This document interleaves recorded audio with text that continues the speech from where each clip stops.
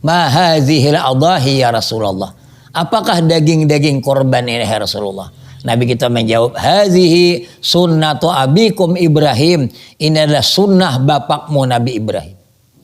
Sudah sejak itu disyariatkan ibadah korban. Zaid bertanya kepada Nabi, malana minha, apa kebaikannya bagi kami? Nabi menjawab, bikulli sya'ratin hasanah. Tiap-tiap satu helai bulunya Allah membalas dengan satu kebaikan.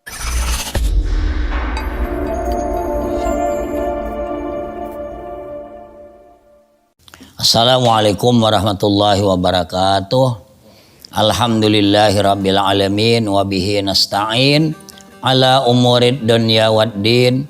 Wassalatu wassalamu ala asyrafil anbiya'i wal mursalin sayyidina wa maulana Muhammadi wa ala alihi wa sahbihi ajma'in.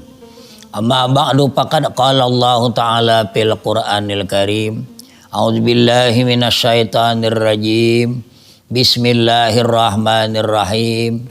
Inna a'tayna kal kausar fasalli li rabbika wanhar inna syani'aka huwal abtar. Wa qala Rasulullah sallallahu alaihi wasallam, man wajada sa'atan falam yudahhi fala yaqrabanna musallana. Sadaqallahul azim wa sadaqa rasuluhul karim wa nahnu ala dzalika minasyahidin. Allahumma ja'alna minal ladzina yastami'unal qawla fayattabi'una ahsanah la haula wala quwata illa billah. Para pemirsa yang berbahagia, hari ini kita berada pada bulan Dzulhijjah, bulan yang terakhir, bulan yang ke-12. Tepatnya hari ini kita memasuki tanggal 6 bulan Dzulhijjah. Pemerintah kita Republik Indonesia, Menteri Agama telah menetapkan jatuhnya Hari Raya Idul Adha tahun 1441 Hijriah jatuh pada tanggal 31 Juli 2020. Jadi sudah ditetapkan oleh pemerintah kita berdasarkan hasil hisab dan ru'yat.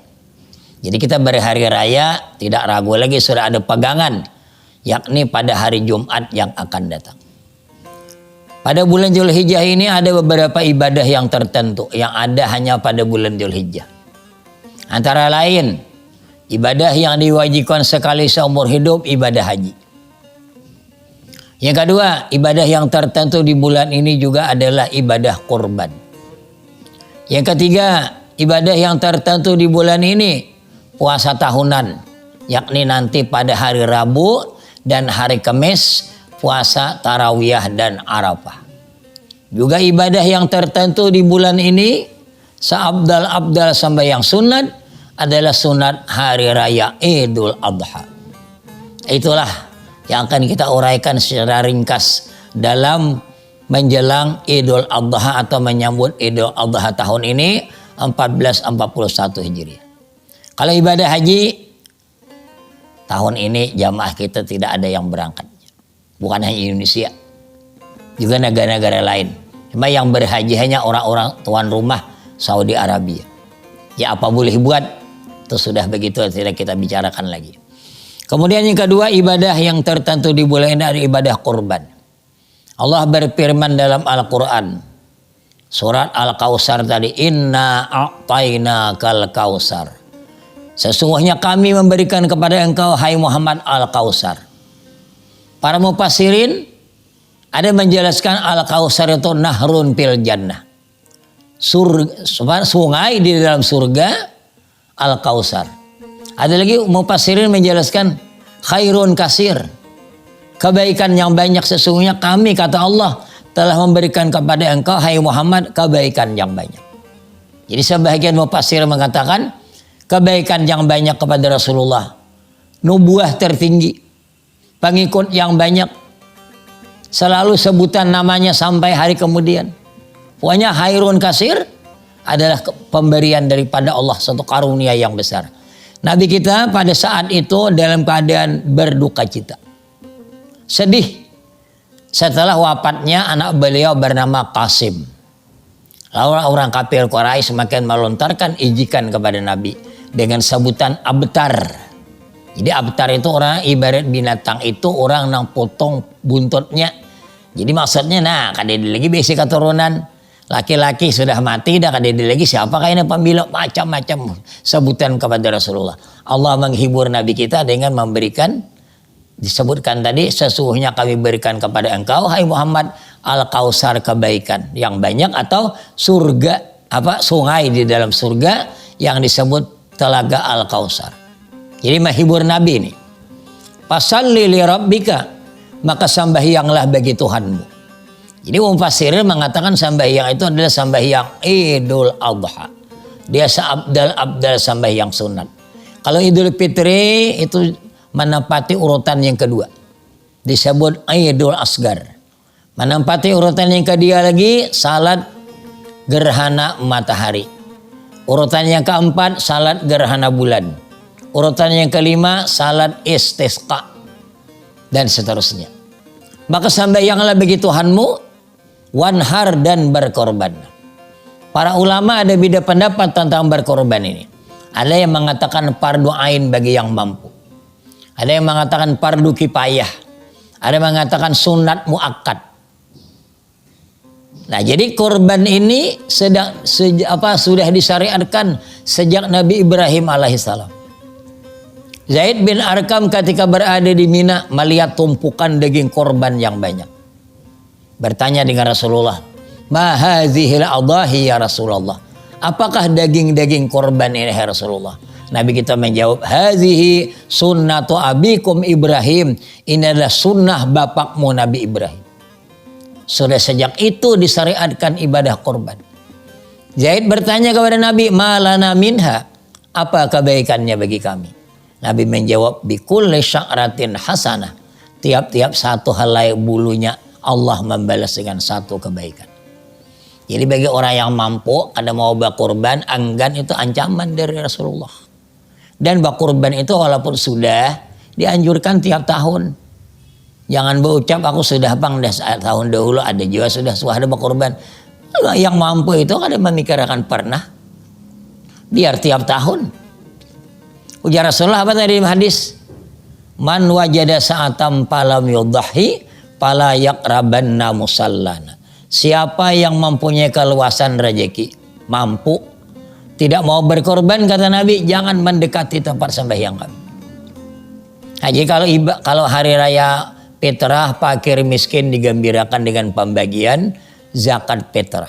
Tapi kalau pada hari raya Idul Adha ini fakir miskin digembirakan dengan pembagian daging korban. Waktunya 4 hari. Hari raya dan hari tasyrik.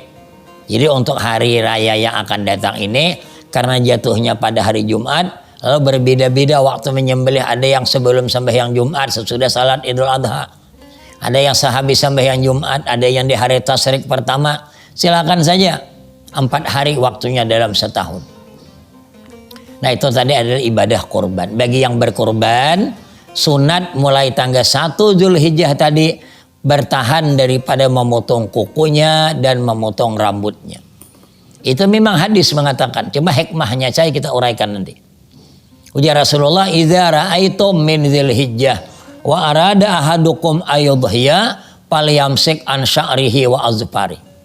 Bila sudah kamu lihat tanggal 1 Dzulhijjah dan berkehendak salah seorang kamu berkorban, maka hendaklah ia menahan daripada mencukur rambutnya dan memotong kukunya. 10 hari. Tapi jangan salah paham, itu bukan semua. Hanya yang berkorban. Tadi ada di Ma'arif menanyakan, nang behendilan tuh bang? Ya nang kana. Mana kana undiannya kada tak buat, kada apa-apa tuh kadanya kada berkorban. Nah, jadi hikmatnya ulama menjelaskan supaya suku-suku badannya lengkap, rambutnya kada terpotong, komisnya, kukunya dibawa beribadat pada hari itu, ibadah kurban. Ada ulama mengatakan untuk pembebasan suku-suku badannya daripada api neraka. Nah, itu hikmatnya. Kemudian lagi salat Idul Adha. Sunat muakkad hukumnya mulai terbit matahari sampai waktu zuhur. Sunat dikerjakan dengan berjamaah dengan orang banyak. Dan pada hari raya Idul Adha ini adalah disebut Idul Akbar. Hari besar. Nah, Lebih lagi daripada hari raya Idul Fitri. Supaya jangan terkejut kaum muslimin, takbirnya saja 5 hari. Di dalam kitab-kitab kita fikih lebih 10 kitab saya periksa, sudah disunatkan mengumandangkan takbir bagi orang yang tidak beribadah haji mulai subuh hari Arafah. Jadi kalau untuk tahun ini nantinya selepas sembahyang fardu, baik fardu ain atau sembahyang fardu kifayah, sehabis salam itu bertakbir, namanya takbir muqayyad. Jadi untuk tahun ini nanti sehabis salat subuh hari Kamis, Assalamualaikum warahmatullah, Assalamualaikum warahmatullah, kumandangkan takbir dulu. Sekurang-kurangnya pada hari itu 3 kali takbir muqayyad. Sehabis salam sembahyang subuh, zuhur dan asar, 3 waktu itu. Kalau ada kebetulan pada hari itu salat jenazah, juga jangan didoakan dulu. Takbir dahulu baru didoakan. Itu namanya takbir muqayyad. Mulai subuh hari Arafah, sesudah sembahyang subuh sampai tenggelam matahari, itu takbir muqayyad. Kemudian tenggelam matahari pada malam Jumat, nah berubah lagi hukumnya. Namanya takbir mutlak, ada waktu. Di rumah, di masjid, di jalanan, di pesawat, di kereta api, di kapal laut, pokoknya berkumpul-kumpul kaum muslimin sunat mengumandangkan takbir. Berjalan, duduk, silakan. Di mana tempat? Di kantor umpamanya, di masjid, di musalla, di majelis taklim, kumandangkan takbir sampai kepada imam bertakbir salat Idul Adha. Jadi bila ujar imam Allahu Akbar, habis sudah takbir mutlak, berganti lagi dengan takbir muqayyad, yaitu hari raya sampai hari tasyrik yang ketiga. Untuk tahun ini yaitu nantinya hari tasyrik yang ketiga pada hari Senin sampai tenggelam matahari. Jadi tenggelam matahari hari Senin pas malam Selasa itu sudah habis. Nah itu hari raya besar. Kadang-kadang orang nggak ada tahu. Nah sebelumnya itu kadang-kadang yang heran, kenapa hari raya kah? Semestinya bukan kayak itu sudah begitu. Cuma kada tahu aja. Makanya itu saya sampaikan di mana-mana. Malah saya bagikan lagi selebarannya. Beberapa kitab dicatatkan halamannya, jilidnya, pengarangnya. Supaya meyakinkan. Nah itu kita menghidupkan sunnah Rasulullah. Jadi di hari itu kita melaksanakan ibadah kurban. Menyantuni fakir miskin. Salat hari raya berjamaah baik dikerjakan walaupun boleh sendirian. Nah ini adalah kita untuk menyambut hari raya besar ini. Nah demikianlah sekadar yang dapat saya sampaikan karena waktu saya ada acara pengukuhan Ikatan Pesantren Indonesia pada hari ini jam 9 di gedung, di aula Dr. Kiai Haji Damalin. Dan saya sebagai pengundangnya tidak wajar kalau saya kiranya terlambat datang.